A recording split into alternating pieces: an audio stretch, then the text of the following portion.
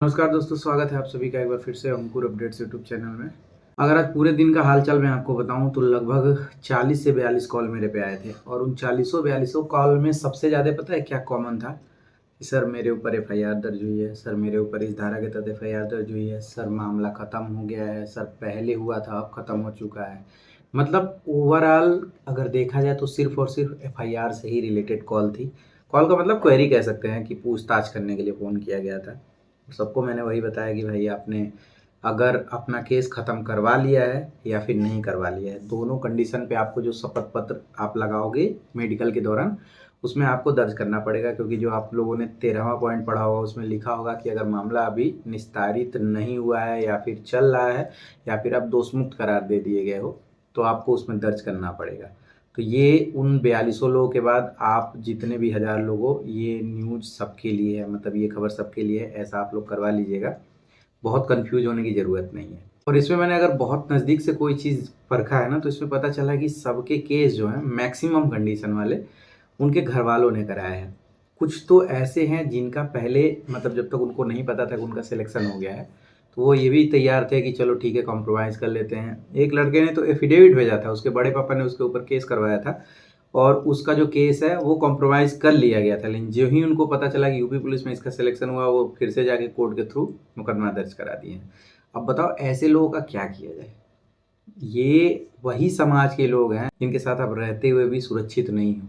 अब ये बड़े पापा हैं कि क्या हैं, क्या ही इनको बताया जाए। ये भी ध्यान रखना कि अगर ये लोग आपको बुरा कर रहे हैं ना तो इनके परिवार के साथ भगवान बुरा करेंगे, आप उस चीज़ को टेंशन मत लीजिएगा। और रही बात जब अभी कॉम्प्रोमाइज़ करने के लिए तैयार थे तो जब सिलेक्शन आपका हो जाएगा ना, अभी तो उनको ये चिंता, अभी तो इस चीज़ को लेके खुश हैं कि कॉम्प्रोमाइज़ नहीं करेंगे तो आपकी नौकरी नहीं लगेगी। जब लग जाएगा तो वो खुद ही कॉम्प्रोमाइज़ कर लेंगे और आपको उस समय कॉम्प्रोमाइज़ करना है, क्योंकि आपको पता है ना कि अगर कोर्ट एक दिन का भी आपको सज़ा देता है, मतलब जनरली क्या होता है जो मारपीट होते हैं उसमें ऐसे सज़ा दी जाती है कि जब तक कोर्ट बंद नहीं होता तब तक आपको वहाँ रहना है। तो ये भी सज़ा होती है। इस चीज़ से भी बचने के लिए आप कोशिश करिएगा बाद में कॉम्प्रोमाइज़ करा लीजिएगा। देख रहे हो ना कंडीशन क्या है। तो मेरे कहने का मतलब धारा कोई भी लगी हो आप छुपाइएगा मत। अगर छुपाते हैं मतलब छुपाते का मतलब छिपाते हैं, अगर छिपाते हैं तो दिक्कत होगी क्योंकि चीज़ें खुल के आ जाती हैं। आपको ये लग रहा होगा ना कि मेरा तो दूसरे राज्य में दर्ज था। सीसीटीएनएस जो होता है मतलब जो ऑनलाइन पोर्टल होता है वहाँ से सारी चीज़ें पता चल जाती हैं। तो इस चीज़ का आपको ख्याल रखना है, किसी भी कंडीशन में मत छुपाइएगा। अब इसका मतलब ये नहीं, उसमें बहुत सारे लोगों का फ़ोन आ रहा था कि सर मेरा गाड़ी का चालान कटा हुआ है, क्या वो भी दिखाना पड़ेगा? नहीं भाई, 151 चालान कुछ और होता है, शांति भंग का मामला कुछ और होता है, गाड़ी का चालान कुछ और होता है, वो नहीं आपको दर्ज करना है, ठीक है? तो इस चीज़ को लेके टेंशन फ्री रहिएगा। बाकी एक चीज़ और ध्यान रखिएगा, आप लोगों के मेडिकल से पहले एक वैकेंसी और है जिसका डीबीपीएसटी हो रहा है, वो है यूपी पुलिस हेड ऑपरेटर का। लगभग ऐसे 980 या कुछ के आसपास पद हैं। आप देखिएगा इसमें बहुत सारे कैंडिडेट ऐसे हैं जिनका सिविल पुलिस में भी हुआ है और इसमें भी हुआ है। तो जो भर्ती बोर्ड कही थी ना कि 1500 के आसपास सीटें खाली रहेंगी, उनकी ये बातें बहुत गलत साबित होने वाली, क्योंकि हमें लगता है कि इसमें 50% से 70% ऐसे लड़के होंगे जिनका हेड ऑपरेटर में भी सिलेक्शन हुआ है, तो वो वैसे ही हेड ऑपरेटर ज्वाइन कर लेंगे, ये वाला छोड़ देंगे, ठीक है? तो टेंशन लेने वाली बात नहीं है। बाकी तो देखना पद तो ज़्यादा ही खाली रहेंगे। अभी आपको क्या करना है, जैसे इंतज़ार तो करिए, टेंशन लेके मत इंतज़ार करिए। मेडिकल कोई बहुत बड़ी प्रक्रिया नहीं है। ये मान के चलिए कि 95% आपका सिलेक्शन हो गया है। डॉक्यूमेंट रेडी रखिए, कोई दिक्कत वाली बात नहीं है। प्रधान आपका नहीं बनाते हैं तो वो नहीं बनाएंगे, जिला पंचायत अध्यक्ष और कोई भी विधायक सांसद से बनवा लीजिएगा जो आपके क्षेत्र के हों, ठीक है? अगर आप प्राइवेट स्कूल से पढ़े हो तो वहाँ से मत बनवाना, ग्रेजुएशन से बनवा लेना। अगर ग्रेजुएशन आप लोगों ने फॉर्म में नहीं शो किया है तो आप ग्रेजुएशन वाले कॉलेज से चरित्र प्रमाण पत्र बनवा के और अपने ग्रेजुएशन वाले डिग्री और मार्कशीट की फोटोकॉपी लेके मेडिकल में चले जाना, तो वहाँ आपका काम हो जाएगा, ठीक? बाकी एक सर्विसमैन अपना सभी डॉक्यूमेंट लेके ही जाएंगे, उनको टेंशन लेने वाली बात नहीं है। स्कूल से नहीं भी बन पाता है तो कोई दिक्कत नहीं है, वो जो अपना रिटायरी वाला उनको वहाँ मिलता है ना, वो वाला लेके चले जाएंगे तो उनका काम आराम से हो जाएगा। इन सारी चीज़ों के साथ साथ एक चीज़ मैं आपको सजेशन दूंगा, जिस समाज के वजह से आप लोग बहुत सारी चीज़ें मिस कर देते हो कि यार समाज क्या कहेगा, फलाने समाज ढिमाके समाज, देख लो ये वही समाज है जो आपका टांग खींचने में लगा हुआ है। मैं कह रहा हूँ चलो ठीक है बहुत बड़ी नौकरी नहीं है, लेकिन जिस नौकरी को जीवन यापन का जरिया कहा जाता है वो फिलहाल जीवन हो गया है। मतलब अगर ये नौकरी नहीं लगी तो कितना ज़्यादा चीज़ें आप मिस करने वाले हो। उस समाज का कोई भी व्यक्ति आपके पक्ष में नहीं आके बोल रहा होगा कि चलो भैया हम तुम्हारे चाचा से या बड़े पापा से या तुम्हारे पटदारी में बैठ के चीज़ों को मैनेज करा दें, नहीं, वो और ज़हर बोएंगे कि किसी भी तरीके से सिलेक्शन ना हो।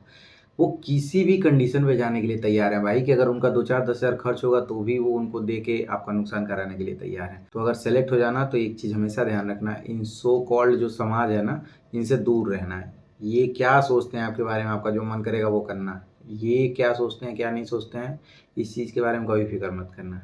इस चीज़ को आप लोग बहुत नज़दीक से देख भी रहे होंगे, समझ लिए ना? तो कुल मिला के नौकरी लेना इम्पोर्टेंट है फ़िलहाल, हाथ-पैर जैसे भी जोड़ के। हाथ-पैर जोड़ोगे तभी तो पता चलेगा हाथ-पैर जुड़वाते कैसे हैं, ठीक है? और जो लोग ये कह रहे हैं कि सर बाद में क्या होगा, तो भैया पहले पुलिस बन जाओ और फिर तुम मुझे बताना कि अगर किसी के ऊपर केस चल रहा होगा तो उसको कैसे सॉल्व करते हैं, कैसे मैनेज करते हैं। आप खुद ही समझदार हो जाओगे, फिर तो आपको बताने की ज़रूरत ही नहीं पड़ेगी, समझ रहे हो ना? मैं आपको चलना सिखाऊँगा और आप लोग दौड़ के दिखाओगे मुझे। तो टेंशन लेने की ज़रूरत नहीं है, आराम से मस्त मेडिकल कराना। बहुत लोग ऐसे हैं जिनको छोटी-छोटी समस्याएँ हैं, किसी का कहीं कटा हुआ है, कहीं कुछ है, कहीं किसी चीज़ का दाग है, उससे कोई दिक्कत नहीं होता है। आपका बेसिक चीज़ें सही होना चाहिए, जो चीज़ें मेडिकल में चेक होती हैं, जो प्रोफ़ार्मा पे दिया हुआ है, वो सारी चीज़ें सही होनी चाहिए, तो आपको मेडिकल में फ़िट कर दिया जाएगा। लंबाई सीना तो आपको पहले ही मैंने बता दिया और रोज़ बता रहा हूँ। रोज़ बताने के पीछे का रीज़न ये है कि हर बार अलग-अलग व्यूअर जुड़ते हैं, तो सबको पता चलनी चाहिए, तो आप बोर मत होइएगा, कुछ दिन सुन लीजिए। आपके फ़ायदे वाली चीज़ रहेगी तो आप सुनोगे, नहीं फ़ायदे वाली रहेगी तो नहीं सुनोगे। बाकी मुझे नहीं लगता कोई समस्या वाली बात है। आप लोगों ने देखा होगा 10,000 के आसपास एलपी का भी फॉर्म आने वाला है, तो जिनका सिलेक्शन नहीं हुआ वो लोग ज़रूर भरें। और अगर आपका फ़ेवरेट अगर विभाग है रेलवे, तो आप उसमें डाल सकते हो फॉर्म। बाकी कोई फॉर्म छोड़ना नहीं है। आपका अगर सिलेक्शन हो गया है तो बहुत अच्छी बात है। अगर किसी आपके घरवाले का नहीं हुआ है, दोस्त का नहीं हुआ है, तो बिहार पुलिस का डालें। मेरे कहने का मतलब कि कॉम्पिटिशन में एग्ज़ाम देते रहना बहुत अच्छी चीज़ होती है। हमें ना लाइव दिक्कत झेलने का एक आदत होता है, मतलब जैसे प्रैक्टिस हो जाती है ना कि एग्ज़ाम में वो जो दबाव होता है उसको कैसे झेलते हैं। तो आप अगर बार-बार पेपर देते रहोगे तो उस चीज़ को झेलने का मौका मिलेगा, और जो नौकरी आपका लक्ष्य है, मतलब कि अगर मान लो आपका टारगेट यूपीएसआई है, तो तब तक पहुँचते-पहुँचते आप इतना स्ट्रॉन्ग हो जाओगे कि वो एग्ज़ाम वाला दबाव आपका कुछ भी नहीं उखाड़ पाएगा, समझ गए ना? तो इस वजह से फॉर्म ज़रूर भरते रहो, थोड़ी दिक्कतें होंगी, थोड़ा बहुत सारी चीज़ें झेलने को आपको लगेगा कि हमसे नहीं हो पाएगा, लेकिन हो जाता है। कट-ऑफ कितना भी जाएगा, 60,244 में भी ऐसे लड़के मिले हैं जिनका कट-ऑफ से ज़्यादा नंबर था, तभी तो हुआ। तो आप भी आ जाओगे। थोड़ा-सा ना वो, जैसे आप अपना दायरा यहाँ सेट किए हो, अब थोड़ा-सा उठाने में दिक्कत तो होती है, खींचना पड़ेगा, थोड़ा धक्का देना पड़ेगा, उठ जाएगा, कोई दिक्कत नहीं है।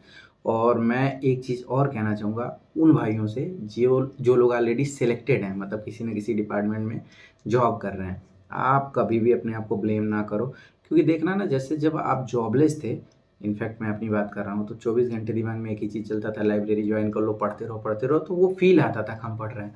और अभी कंडीशन ये है कि मैं आपको दिखा दे रहा हूँ, ये देखो इतने नोट्स हैं। मैं मतलब पढ़ता हूँ तो फ़ील ही नहीं आता कि हम पढ़ रहे हैं। रीज़न जानते हो क्या?